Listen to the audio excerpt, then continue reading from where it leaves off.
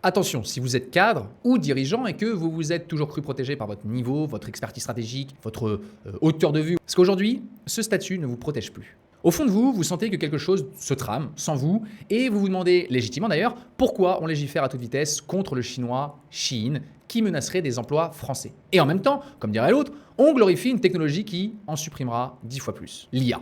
Je m'appelle Amalric, je suis expert en négociation de départ, certifié à Harvard et fondateur de RupturePro.com. Depuis 2020, près de 4000 cadres et dirigeants sont passés par Rupture Pro, discrètement, en coulisses, et je vois jour après jour les signaux faibles qui ne trompent pas. L'IA est en train de redessiner le rapport de force avant même que la plupart ne se rendent compte. Pire, certains demandent encore à leur assistante à rajouter une PJ dans un mail.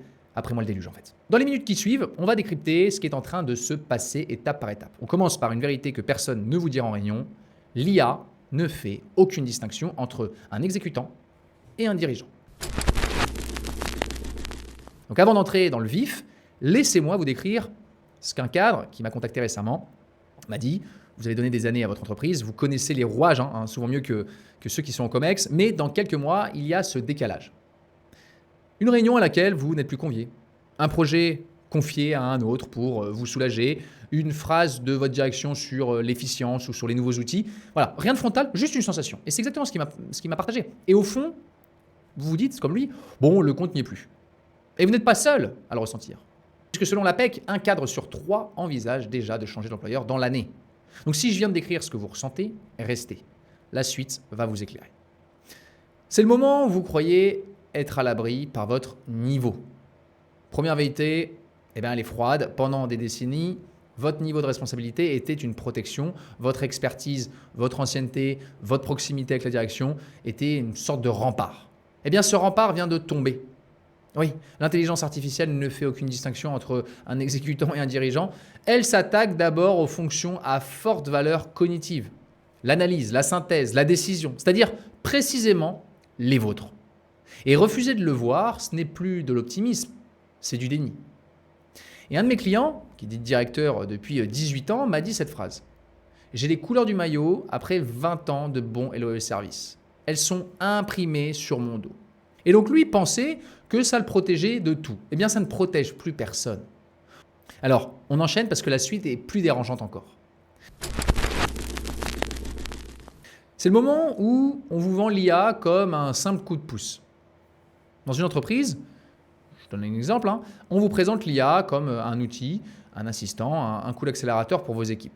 C'est le discours officiel, et je l'entends régulièrement maintenant. Le discours réel, celui des feuilles de route que vous ne voyez pas toujours passer, est plus simple. C'est de réduire la dépendance aux compétences humaines, y compris managériales, y compris les vôtres. Et je pense à une directrice de contrôle de gestion dans un groupe industriel qui nous avait rejoint. Et on lui avait demandé, l'an dernier, de documenter ses process pour aider au déploiement d'un nouvel outil d'aide à la décision. Elle l'a fait consciencieusement, bon élève. 6 mois plus tard, l'outil sort ses tableaux de pilotage en quelques secondes.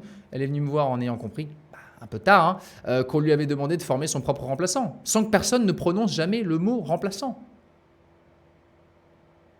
Donc elle avait creusé finalement un peu sa propre tombe. Et c'est là où, n'attendez pas qu'on ait recouvert votre cercueil au fond de la tombe. Et il y a un économiste du MIT qui s'appelle Eric, pardonnez-moi si je ne prononce pas bien son nom, Brijolfsson, qui a posé la distinction la plus utile sur le sujet dans un texte intitulé The Turing Trap. Il dit une chose hyper simple. Il existe 2 façons de déployer une technologie. L'augmentation, donc la machine complète l'humain et l'humain garde la main, et la substitution. La machine remplace directement l'humain. Et il ajoute la phrase qui devrait tous vous arrêter.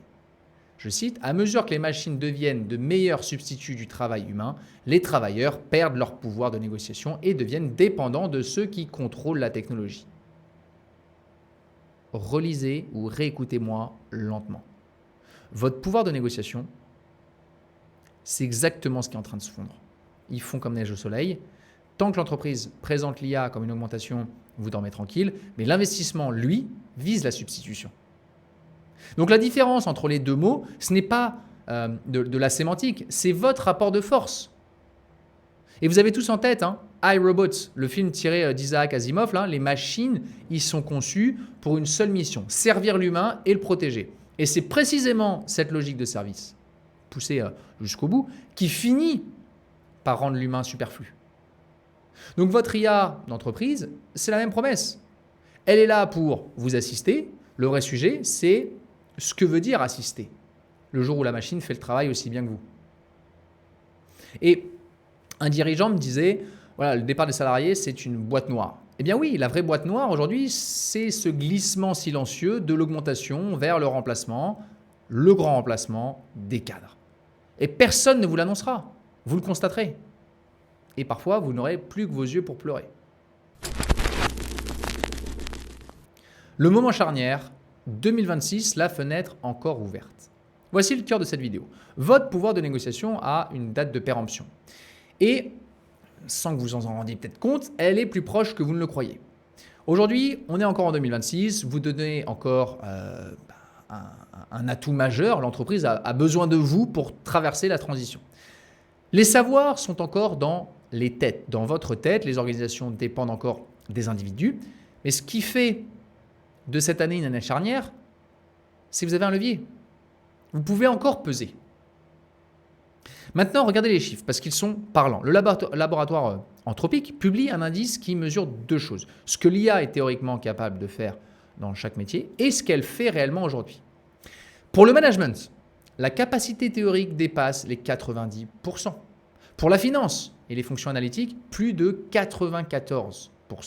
Pour le juridique, près de 89%. Autrement dit, sur le papier, l'essentiel de ce que fait un cadre supérieur est déjà couvrable par la machine. Et c'est là que tout se joue, l'usage réellement observé reste lui très en dessous. C'est une fraction. Et l'écart entre les deux est absolument énorme et cet écart, ce n'est pas votre sécurité, c'est votre fenêtre. C'est le temps, tic-tac, qui reste avant que le champ des possibles se restreigne et puis que le possible devienne réel. Et ouais.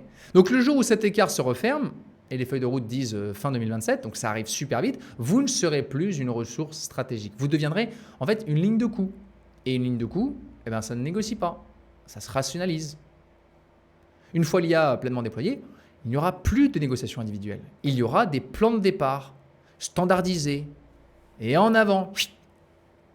Et juridiquement, ce sera hyper propre. Financièrement, ce sera très minimaliste. Ils auront une BATNA en place. Le BATNA, vous savez, c'est Better Alternative to a Negotiated Agreement. Donc, en fait, c'est leurs moyens, c'est leurs alternatives. Ils auront une solution de rechange. Et vous ne serez plus en phase d'interlocuteur. Non, là, il n'y aura pas de discussion d'humain-humain. Vous serez une ligne ou une cellule dans un tableur Excel. Et Didier Bie en parlait très bien, un ex-DRH. Il parlait très bien des tableurs Excel, des couleurs jaune, orange, rouge, vert, en fonction de qui vous êtes, qui on sort, qui vaut le coup, qui vaut plus le coup. Voilà. Et l'image de Charlie Chaplin, avalée dans les rouages de la machine, vous vous rappelez, les temps modernes, a presque un siècle. La différence aujourd'hui, c'est que la chaîne ne broie plus vos mains. Elle remplace votre cerveau. Et j'ai eu un cadre qui était responsable financier, lui aussi, qui a résumé ça mieux que moi. Il m'a décrit son propre métier. En gros, il me disait, moi je suis en quelque sorte un tableau Excel vivant qui ne tranche que par les chiffres. Et il a ajouté en parlant de lui, bon, le compte n'y est plus. Cet homme avait compris, avant les autres, qu'il était sur le point de passer du côté des chiffres qu'on optimise. Et l'IA, ce n'est qu'une mâchoire de l'étau. L'autre mâchoire se referme en ce moment même par la loi. Le 1er janvier 2026, une rupture conventionnelle coûte 40% de contribution à votre employeur. Il était de 30%. Il y a quelques années encore, je parle de ça à 3-4 ans, il était à 20%. Au démarrage de la rupture conventionnelle, en 2008, il n'avait pas. Puis il est monté à 2%. Donc les conséquences sont directes. Il est déjà moins enclin, votre employeur, à vous l'accorder. Parce que ça va lui coûter des ronds de vous payer et les taxes pour l'État. Et le 2 juin dernier, 2026, le Parlement a définitivement adopté une réforme qui réduit la durée d'indemnisation chômage après une rupture conventionnelle. Ça va avoir lieu pour septembre, pour les moins de 55 ans. On passe de 18 mois à 15 mois. 3 mois de matelas en moins à compter du 1er septembre 2026. Et pourquoi cet acharnement, vous allez me dire? Parce qu'en fait, le dispositif pèse lourd. Près de 538 000 ruptures signées en 2024, environ 9,4 milliards d'euros, soit plus d'un quart des dépenses de l'assurance chômage, selon les dires du gouvernement. Et donc, il tape du poing sur la table. Et le plus cynique, c'est pour vous, cadres. Selon la CFE-CGC, vous financez 42% de ce régime et vous n'en touchez que 15%. Donc vous payez le système qui rétrécit votre propre porte de sortie. C'est quand même le monde à l'envers. Elle est là la double tenaille. Donc d'un côté, vous avez l'IA qui érode votre valeur et de l'autre, vous avez la loi qui rétrécit votre sortie. Et les deux se referment au même moment. C'est ça le vrai visage du risque. Ce n'est pas la chute brutale, c'est l'effondrement lent, silencieux, insidieux. Des pertes de levier, des départs contraints, des reconversions subies, une érosion du niveau de vie. La paupérisation des cadres, ce n'est pas un drame en une nuit, c'est silencieux et c'est irréversible. Alors avant d'aller plus loin, si ce que je viens de décrire résonne avec ce que vous vivez en ce moment, si vous sentez que votre périmètre se vide, que l'entreprise se réorganise autour de vous ou de manière générale, que les outils arrivent et que certaines réunions se tiennent désormais sans vous, alors c'est précisément le moment d'y réfléchir sérieusement. Et avec une réforme qui rétrécit vos droits dès le 1er septembre, le mot « maintenant » a un sens très concret. Une négociation de départ ne s'improvise pas et elle se mène absolument jamais dans l'urgence. L'urgence du dernier moment, c'est le meilleur moyen de rien prendre ou de prendre des cacahuètes. Donc si vous voulez construire votre sortie étape par étape avec quelqu'un qui connaît les coulisses, prenez rendez-vous sur rupturepro.com. Vous avez encore les mains aux manettes. À force de dire on verra demain, là, il faut se dépêcher. La fenêtre de tir, elle est en train de se rétrécir. Le moment du déni. Moi, mon métier, c'est différent, je ne suis pas concerné. Mais en fait, à ce stade de la vidéo, peut-être qu'une petite voix s'est probablement allumée dans votre tête et elle dit oui, d'accord, mais moi, mon métier à moi, c'est un peu différent. Il y a trop d'humains, trop de relationnel, c'est trop stratégique pour une machine et puis je connais bien le patron. Ok, cette voix, je l'entends déjà à chaque rendez-vous et je vais être très direct. C'est elle le piège. Et il y a une neuroscientifique qui s'appelle Tali Sharot qui a consacré un livre à ce mécanisme. The Optimism Bias, le biais d'optimisme. Et sa découverte est troublante. Notre cerveau est câblé pour sous-estimer la probabilité que les mauvaises choses nous arrivent à nous personnellement. Donc on accepte parfaitement la statistique générale. Oui, beaucoup de cadres vont être impactés, tout en étant convaincus d'être l'exception qui confirme la règle. Et c'est exactement le raisonnement du dirigeant. Croire que son cas particulier invalide la règle systémique. Et ce n'est pas de la lucidité, c'est un biais. Et c'est le plus coûteux de tous. On vous a peut-être dit que les métiers à forte confiance, à forte valeur relationnelle, seraient les derniers touchés. C'est en partie vrai, mais regardez ce que vous faites de vos journées. L'analyse, le reporting, la synthèse, le pilotage, la préparation des décisions. Voilà, cette couche-là, la plus grosse part de votre temps, c'est précisément ce que la machine couvre. Ce qui reste vraiment non automatisable, eh bien, c'est le jugement pur, la relation, la responsabilité ultime. C'est une tranche ultra fine, bien plus fine que vous l'imaginez. L'entreprise ne garde pas un dirigeant à plein salaire pour une tranche fine. Vous connaissez peut-être le film « Ceux qui travaillent ». En gros, c'est l'histoire d'un cadre supérieur du fret maritime qui est irréprochable, dévoué, corps et âme à son groupe depuis des années. Et une seule décision qui dérange, du jour au lendemain, on le remercie. Toute son identité s'effondre avec son poste, parce qu'il n'était que ça, son poste. Et ce film, je le cite souvent parce que je l'ai vu en vrai des dizaines de fois dans mon cabinet. Et je pense à un client en particulier l'année dernière, directeur régional, 22 ans de maison, l'homme le plus loyal qu'on puisse imaginer. Il me disait, moi j'étais le bon petit soldat, je me suis défoncé pour cette boîte comme si c'était ma boîte. Et pendant un long moment, en fait, il était convaincu d'être intouchable. Trop de relations clients, trop d'histoires, trop de connaître les petits secrets, etc. Et il a refusé d'entendre les signaux pendant un an. Et il a refusé d'entendre les signaux pendant un an. Il y avait cette réorganisation, en gros, homéopathique, si je puis dire. Il y avait un périmètre qui se vidait aussi doucement. Il y avait un nouveau directeur pour le seconder. Et quand il a enfin compris, le rapport de force avait déjà basculé. Et il m'a dit, en fait, mes supérieurs m'ont lâché comme une vieille chaussette. Alors on a quand même négocié, mais il a touché une fraction de ce qu'il aurait pu obtenir s'il était venu 12 mois plus tôt, quand il avait encore son levier. Et ce qui est important, c'est ce que j'appelle le piège du dernier wagon. La plupart des cadres font, sans le dire, le pari d'être dans les derniers. L'idée est rassurante. Si je suis parmi les derniers à partir, c'est que je suis parmi les plus protégés. En fait, c'est faux. Quand vous pensez que c'est trop tôt, dites-vous bien qu'en général, c'est le bon moment. Parce que quand on pense que c'est le bon moment, c'est souvent trop tard. Donc, Dans une révolution technologique, les derniers ne sont pas protégés, ils sont sacrifiés parce que quand votre tour arrive, il n'y a plus de budget, il n'y a plus de négociation individuelle, il n'y a plus d'interlocuteur. Il y a juste un plan collectif et une enveloppe minimale. Le bon wagon, ce n'est pas le dernier. Non, c'est celui d'aujourd'hui, tant que le train roule encore à votre rythme. Et un de mes clients a eu cette image, et je la garde. Lâche pas une branche sans en accrocher une autre. C'est exactement ça. On ne saute pas dans le vide. On prépare la branche suivante pendant qu'on tient encore la première. C'est le moment de la décision.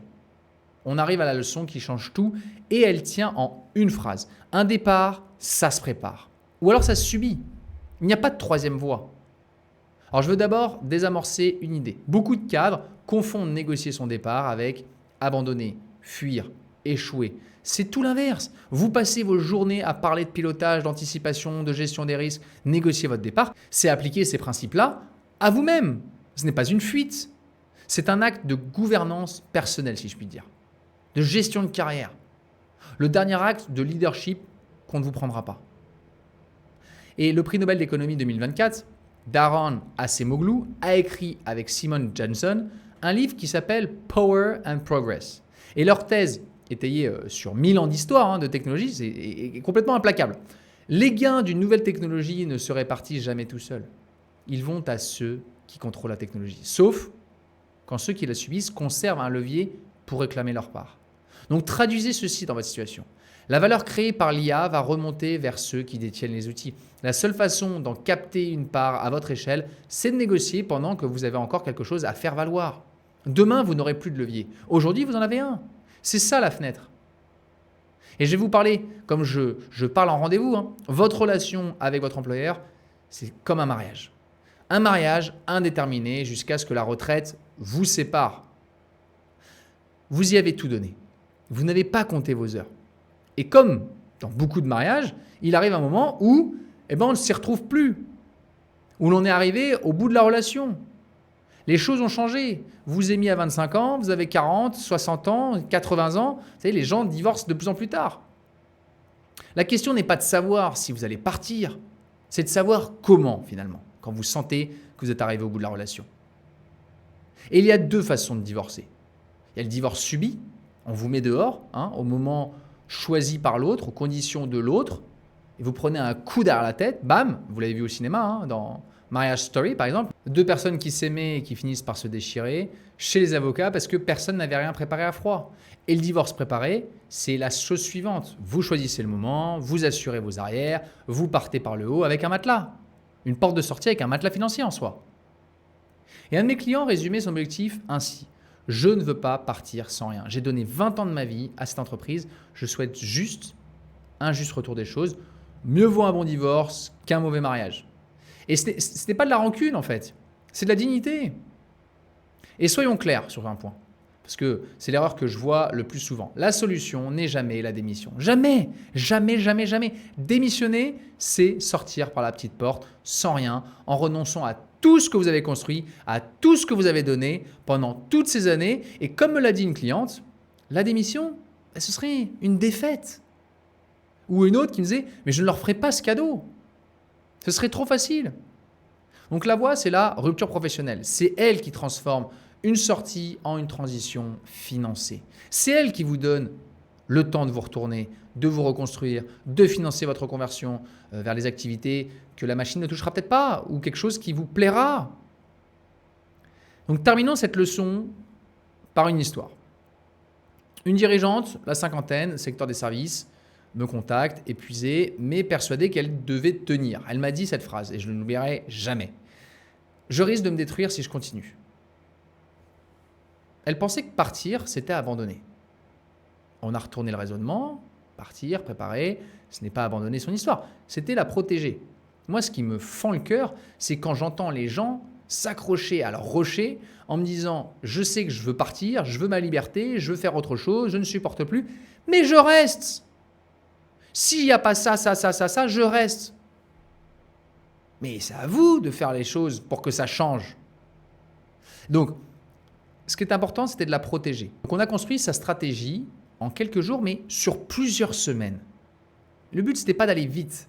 c'était de prendre un gros chèque. Et parce qu'on ne peut pas prendre un gros chèque en partant vite. Ça ne marche pas. C'est pas possible. Il faut arrêter de croire que d'un coup de baguette magique, on va avoir un énorme chèque en l'espace de 3 semaines. Non. Sans bruit, tapis dans l'ombre, on a avancé. Sans faire de vagues. Et elle a laissé l'entreprise venir vers elle. Et elle est partie la tête haute avec de quoi financer la suite bien plus que le minimum légal parce qu'en fait, l'entreprise était coincée. On avait réduit ses alternatives à rien d'autre qu'une séparation.